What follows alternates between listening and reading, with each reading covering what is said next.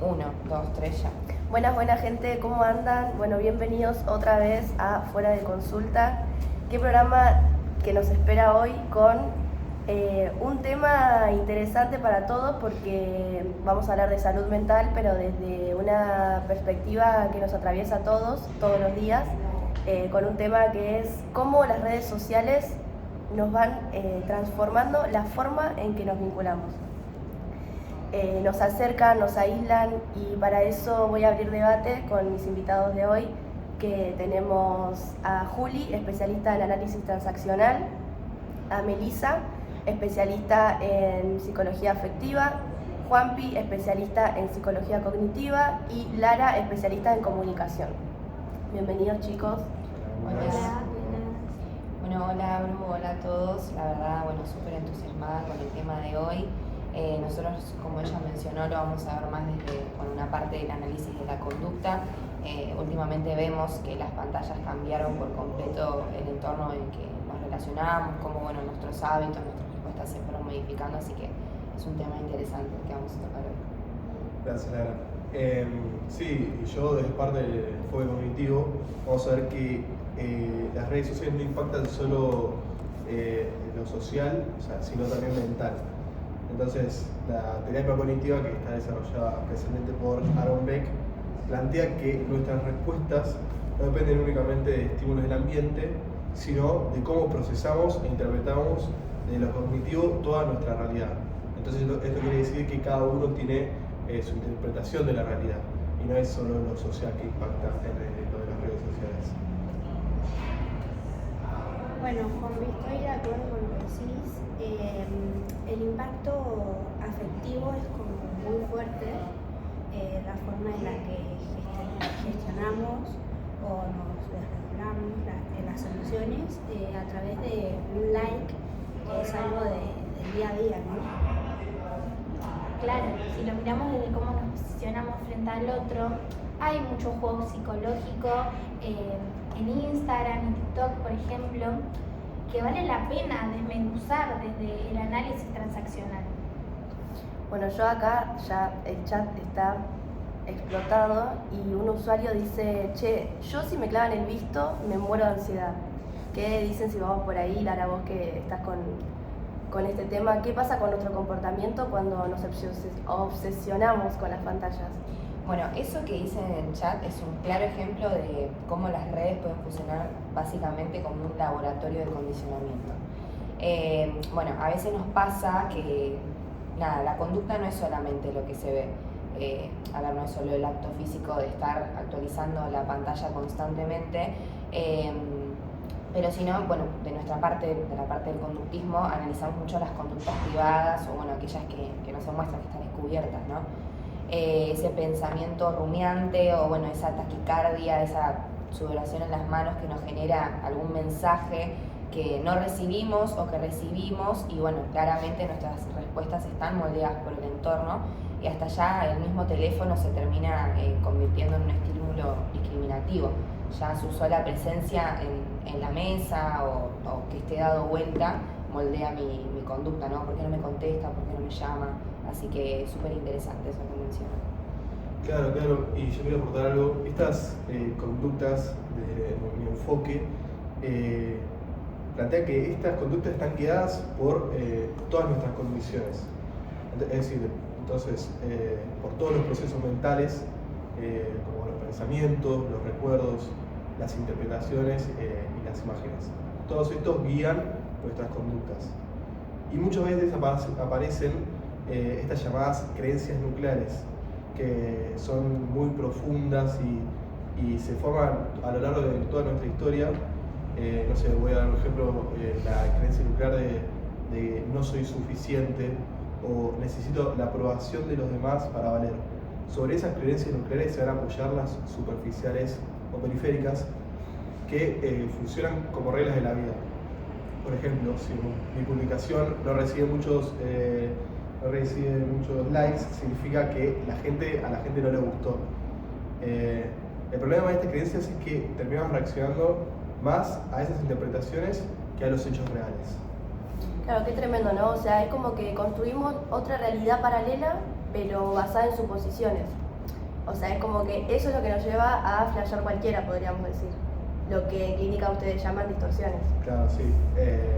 En la terapia cognitiva de Aaron Beck están estas llamadas distorsiones cognitivas. Bueno, Beck la definía como errores en el procesamiento de la información que nos llevan a construir una realidad distorsionada. Lo complicado de estas distorsiones es que genera un círculo vicioso, donde yo interpreto una situación de forma negativa, eso produce emociones desagradables y esas emociones refuerzan todavía más mis pensamientos.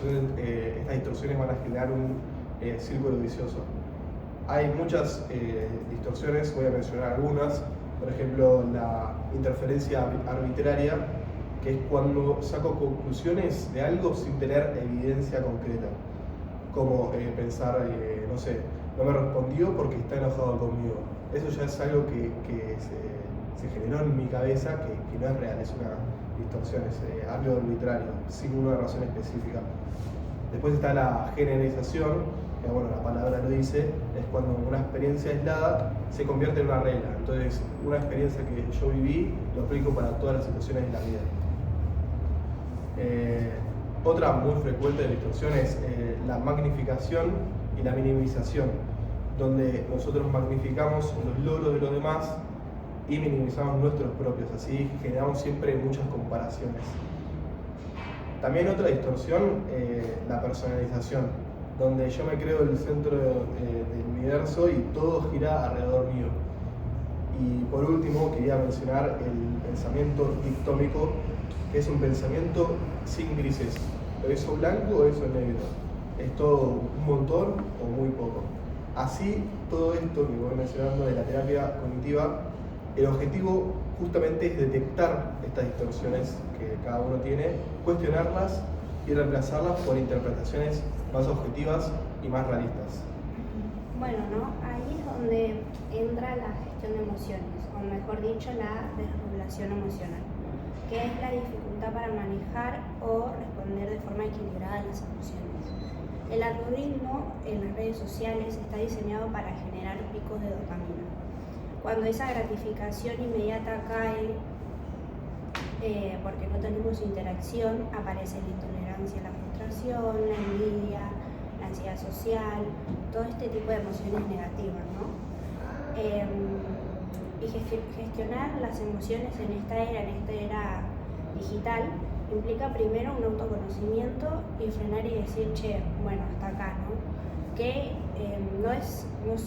no tengo una mala vida o no soy yo, sino que es que estoy sesgado por todo el consumo y el contenido que hacemos todos los días y como parar, ¿no? Y empezar a validar un poco lo que siento y ponerle como un freno cognitivo. Claro, o sea, es como aprender a poner un filtro, pero bueno, también ese malestar emocional se nota mucho en cómo nos relacionamos, cómo le escribimos al otro, qué nos contestamos, qué comentamos, y bueno, eso también obviamente influye directamente en la comunicación, ¿no? Lara, vos que estás con ese tema. Sí, totalmente, Abru. Yo creo que, bueno, también si nos ponemos a mirarlo desde el análisis de la conducta, los diferentes estilos de comunicación son claros repertorios que se mantienen o, bueno, que se extinguen, ¿no? Según, bueno, las consecuencias que vamos recibiendo del entorno. A ver, por ejemplo, el estilo pasivo. Está ahí, observa, pero nunca interactúa, no participa, es como un fantasma.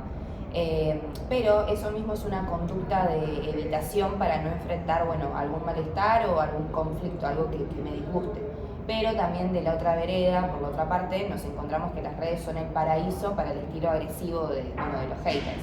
Desde el anonimato, como yo puedo expresar lo que sea, y eso elimina, como me expreso desde mi anonimato, elimina el castigo social inmediato, y el algoritmo premia, ¿no? Esa controversia, el ser atrevido, el decir lo que pienso, y esa violencia digital justamente recibe un refuerzo positivo instantáneo en visualizaciones, comentarios, apoyo, likes, todo tipo diferente de interacción, ¿no? Claro, los famosos haters, ¿no? Totalmente. Que hay un par bloqueados por ahí. Sí, tal cual. incluso el refuerzo es el motor de todo, ¿no? Para que todo siga funcionando, por algo sigue pasando, porque lo seguimos reforzando. E incluso, bueno, también el estímulo pasivo-agresivo, como, no sé, tirar una indirecta por una historia o algo para que lo vea una sola persona, busca un refuerzo intermitente. A ver, como para que lo entiendan, es el mismo mecanismo que, no sé, una máquina tragamonedas. La recompensa es impredecible, entonces la conducta se vuelve súper adictiva y, bueno, reacia a la extinción. Lo que nos cuesta mucho a nosotros es implementar un estilo asertivo, que, bueno, requiere por ahí un control más presente de los estímulos conscientes. Es como manejar nuestro ambiente, ¿no? Decir, bueno, silencio estas notificaciones, pongo este límite, ¿no? Es sano también poner límites. Y decir, por ejemplo, no sé, alguna conversación difícil, che, mira, la verdad prefiero hablar esto en persona porque la verdad que por texto se redescontextualiza. Así que eso es importante.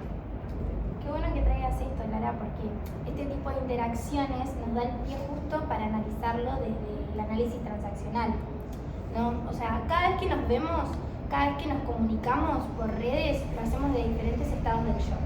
Está el padre, el adulto o el niño. El padre aparece cuando juzgamos o damos consejos todo el tiempo. Incluso puede ser un padre crítico o un padre protector. El adulto es el que analiza la situación con calma y responde desde la razón. Y el niño es la parte más emocional. A veces puede aparecer un niño libre que comenta o publica lo que le nace, lo que quiere. Y otras veces puede aparecer un niño adaptado que va a publicar cosas para encajar. Y por último puede aparecer un niño rebelde que responde por impulso o lleva la contra. Lo interesante de todo esto es que todos tenemos esos estados y los vamos cambiando entre distintas situaciones que vivimos a lo largo del día a día, de nuestra vida y demás. Ok, Juli, o sea, si esto lo podemos bajar a tierra, ¿no? ¿Cómo sería ponerle una transacción en Instagram o en TikTok? Pensalo así, Abru. Cuando subís una foto esperando likes, muchas veces estás actuando desde un estado del yo niño, que busca un reconocimiento. Los me gusta o los comentarios son los que Verne llamaba caricias. Básicamente son muestras de reconocimiento, momentos en los que sentimos que el otro nos presta cierta atención. Un simple comentario que nos diga qué linda que estás, qué bien que saliste, un like y demás, funciona como una caricia. Todos necesitamos esas caricias porque nos hacen sentir reconocidos por los demás. El tema en todo esto es que las redes muchas veces son caricias, pero son caricias superficiales, son rápidas y que hacen que de cierta manera terminemos dependiendo de ellas para poder sentirnos bien con nosotros mismos. Además, estas caricias no son todas iguales. Pueden ser positivas, como un comentario lindo, que nos felicite, que nos diga algo positivo, ¿no? O pueden ser negativas, una crítica, un insulto. Además, esta caricia negativa sigue siendo una forma de reconocimiento, por lo tanto muchas veces hay personas que prefieren recibir esa atención negativa con tal de sentirse reconocidos y vistos por los demás, ¿no? Claro, bueno, y eso nos conecta directo con los mandatos, ¿no? Como esas órdenes que tenemos inconscientes que venimos arrastrando todos desde la infancia. Exacto, Meli, o sea, ese mandato de, por ejemplo, no seas vos mismo o no disfrutes, muchas veces aparece cuando vemos esas vidas perfectas en las redes. Entonces nos empezamos a sentir que tenemos que ser como los demás o mostrar una vida perfecta para poder sentir que encajamos, ¿no? Esos mensajes forman parte de lo que Verne llamaba el argumento familiar. Es una especie, digamos, de guión que aprendemos desde chicos con las creencias y expectativas de nuestra propia familia, que muchas veces, sin darnos cuenta, nosotros seguimos actuando según este guión hasta ahora mismo cuando somos grandes ya, ¿no? Todo esto también influye en nuestra posición existencial, o sea, en cómo nos vemos a nosotros mismos y a los demás. Por ejemplo, ¿no? Si pienso, yo estoy mal, vos estás bien. voy a sentir que todos tienen una vida mejor que la mía. En cambio, si nos ponemos a pensar, yo estoy bien y vos estás bien, podemos ver las redes sin compararnos todo el tiempo con el otro. Bueno chicos, cuánto, ¿no? Cuánta información que nos dejan para ir procesando, identificando y también poniendo en práctica esto que dicen. Y para ir cerrando un poco el programa de hoy, ¿qué conclusión cortita, ¿no? Cada uno nos podrían dejar? Bueno, yo por mi parte considero que con este tema de vincularnos y todas las redes sociales, tenemos cada uno que flexibilizar nuestras creencias un poco y detectar cuando estas creencias están cayendo en una distorsión, estas distorsiones cognitivas de las que hablé, antes de reaccionar o angustiarse por lo que pasa en una... Bueno, mi opinión, mi conclusión sobre el tema que está muy bueno y es importante es que las redes sociales o las herramientas que tenemos digitales hoy en día no son el enemigo, sino la manera y la forma en la que la usamos, ¿no? Como esta manera de tratar de gestionar las emociones digitalmente implica saber cuándo apagar el celular, decir hasta acá, ya está, volverse a conectar con el presente, hablar de persona a persona, juntarse con tus amigos, que no sea todo a través de una pantalla. Bueno, mi conclusión, voy a ser un poquito breve porque bueno, ya hablé mucho.